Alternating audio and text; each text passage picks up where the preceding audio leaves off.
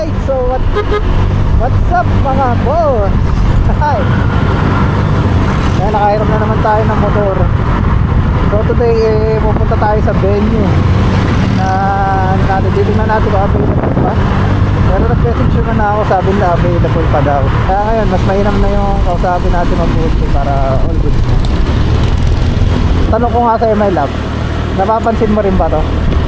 Bakit sa taas ng bundok laging tumatambay ang ulap? Napansin mo, ang lawak dito, walang ulap. Sa kanila meron. Sa taas ng bundok meron. Diba? Ang galing.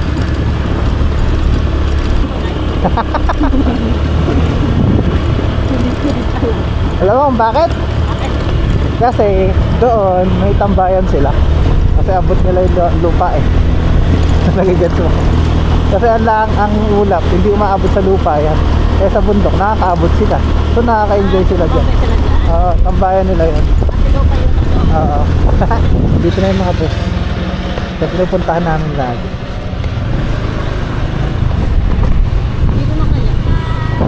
Dito sa paradahan talaga.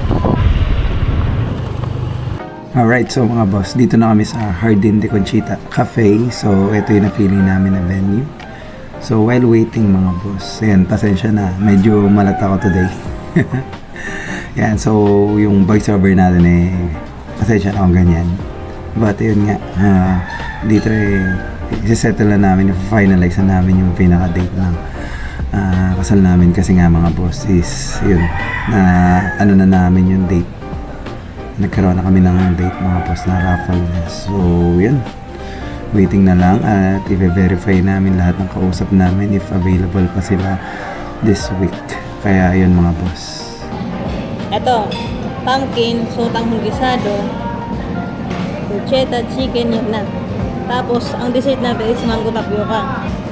Oh, Ito. Tapos, mag-ano na lang tayo ng kumidori. Gemredori. Oo. Yun. Opo.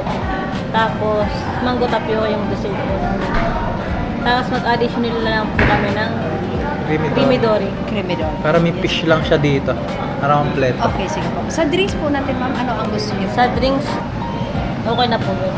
Cucumber na lang. Oo. May lang naman ang ano dun eh. Tapos may ano na, may lights and sounds. Tapos ano na. Mag-additional ba tayo ng ano? So ate, yung venue ng 100 Foxes dun sa Doon po likod, sa malaki. Sian. Oh, yes po, sir.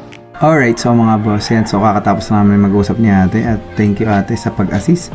Kaya itong venue na to ang pinili namin kasi may catering na rin siya mga boss. Saka yung mga food na sinuserve nila dito is natikman na namin, so masarap talaga siya. Kaya yun mga boss, tamang merienda na lang kami rito.